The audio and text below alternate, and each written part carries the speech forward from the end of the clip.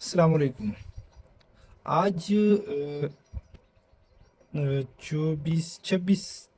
तारीख को 26 अप्रैल 2025 को जो पीएसटी टेस्ट हुआ है, इसके कुछ मैथमेटिकल क्वेश्चन हमने लिए हैं। इसको आप लोग के साथ शेयर करने जा रहा हूँ। क्वेश्चन नंबर 8 पे जो एमसीक्यूज था, द इक्विवेलेंट फ्रैक्शन ऑफ 1/3। 1/3 का इक्विवेलेंट, इसके बराबर जो फ्रैक्शन होगा वो कौन सा होगा ए बी सी डी में। तो ये 3/9, यानी 3/9 को हम सिंप्लीफाई, 3 एकम 3, 3 3 आओ तो 1/3 इसके बराबर आता है, वही फ्रिक्शन आता है। तो ये ऑप्शन बी सही है। इसके बाद है 9, 102 मीटर पर सेकंड को किलोमीटर पर आवर में चेंज कर ले। 102 को 1000 पर क्या कर ले, डिवाइड कर ले, और 1 आवर में 3600 सेकंड होते हैं। तो आप 3600 सेकंड इस पे, ये दोनों डिवाइड है, ये मेन बटा है और ये छोटी बटा है, फ्रैक्शन है। बटों को नीचे ले आएंगे और ये वाला जो मेन बटा है इसको हम ऊपर ले जाएंगे। तो ये 102 ज़रब 3600, तो ये 2 जीरो इसके साथ कैंसिल, ये 10 रह जाएगा। और आप ये दोनों आपस में मल्टीप्लाई कर ले तो ये 3672 आता है किलोमीटर पर आवर, और 10 को इस पे डिवाइड कर ले तो 367.2 आता है। तो ये ऑप्शन ए सही है। इसके बाद है 13 जो एमसीक्यूज दिया था वो रेशो का दिया था कि किलोमीटर है, 34 किलोमीटर है, और इतने इस पर खर्चा आता है 1190 रुपये। और इस तरह अगर हमारे पास 48 किलोमीटर हो तो इस पर कितना खर्चा आएगा। तो हम इसको डायरेक्ट रेशो के साथ, डायरेक्ट वेरिएशन के साथ हम इसको करते हैं। यहाँ इसको ऊपर की तरफ ये तीर का निशान लगाते हैं, और यहाँ पर भी, क्योंकि यहाँ आप जब किलोमीटर ज़्यादा होगा तो ज़्यादा कास्ट होगा, पैसे ज़्यादा लगेंगे। तो इस तरीके से आप यहाँ 48/34 लिखेंगे। जो इस एरो के निशान के नीचे जो पार्ट्स है, जो नंबर है वो नीचे ऊपर लिखेंगे, और जो ऊपर है वो नीचे लेंगे। इस तरह एक्स ऊपर और ये नीचे बटन में लिखें, और इस तरीके से आप सिंप्लीफाई करें। ये डिवाइड है, इस साइड पे ले जाएंगे तो मल्टीप्लाई हो जाएगा। अगर इसको मल्टीप्लाई कर ले तो ये 1680 आता है। तो ऑप्शन डी इसका सही आंसर है।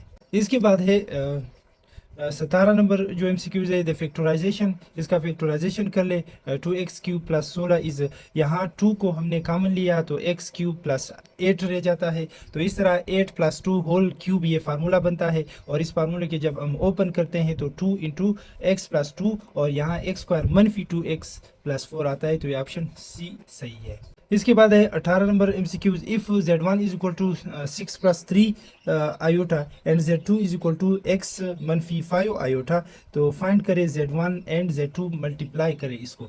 जब हम इसको मल्टीप्लाई करते हैं 6 दोनों के साथ तो ये 18 6 3 18 और 5 6 30, तो -30 आता है आयोटा के साथ। और इस तरह इसका नंबर है 3 को दोनों के साथ मल्टीप्लाई कर ले तो 3 3 9 आयोटा, और 3 5 15 -15 आयोटा स्क्वायर आता है। दोनों स्क्वायर है, दोनों आयोटा है।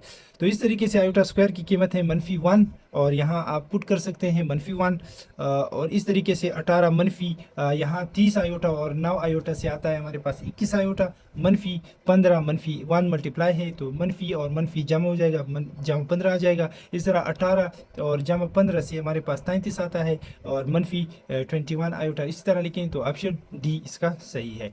इसके बाद है एक और एमसीक्यूज था 2x² -7x -4। तो इसको इस तरह सॉल्व करते हैं। 2x² -7x -4 जो है इसको हमने लिया इस तरह 2x², यहाँ पर प्रीमीटर ऑफ द रेक्टेंगल दिया था। प्रीमीटर ऑफ द रेक्टेंगल जो आपस में साइड बराबर होते हैं, इसका प्रीमीटर मालूम करना था। प्रीमीटर सम ऑफ ऑल साइड को कहते हैं। इस तरीके से हम इस क्वाड्रेटिक इक्वेशन को सबसे पहले हल करते हैं फैक्टराइजेशन की मदद से।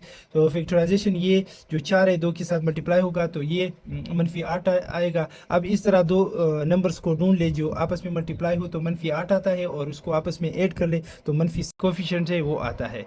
और इस तरीके से हमने x -8 को लिया, 8x को लिया। तो इस तरीके से यहाँ पर x इन दोनों में कॉमन कर ले 2x + 1 रहता है, यहाँ पर -4 कॉमन कर ले तो 2x + 1 आता है। तो इस तरीके से x -4 एंड 2x + 1 आएगा इन दोनों से। यहाँ 2x + 1 को एक ले ले, और इसको x -4 को अलग ले ले।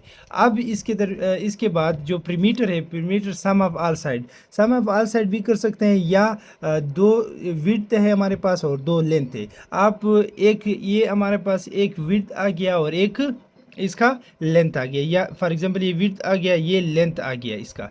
तो लेंथ की भी टू साइड है, तो टू इसके साथ मल्टीप्लाई करते हैं, और विड्थ के भी टू साइड है, तो टू इसके साथ मल्टीप्लाई करते हैं और आपस में जमा करते हैं। तो इस तरीके से 6x मनफी 6 आता है इसका आंसर।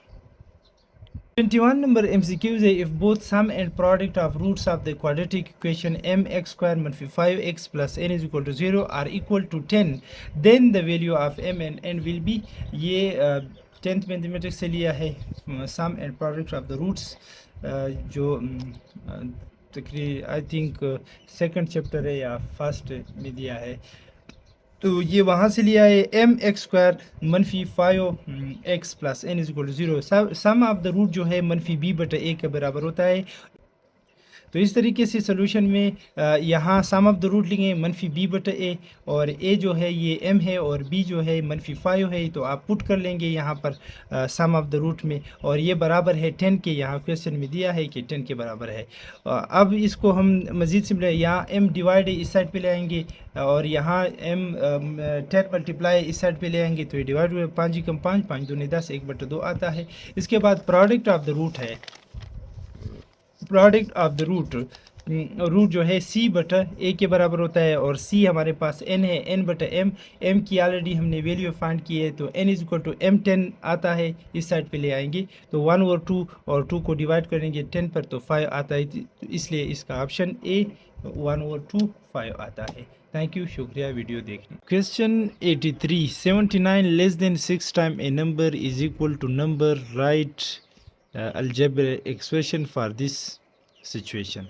तो यहाँ पर है 6 टाइम ए नंबर, तो हम 6x लिखेंगे, मनफी लेस है मनफी लिखेंगे, फिर 79 लिखेंगे, ये बराबर होगा is equal to a number जो x के बराबर, जो ऑप्शन बी जो है ये सही है इस क्वेश्चन के लिए।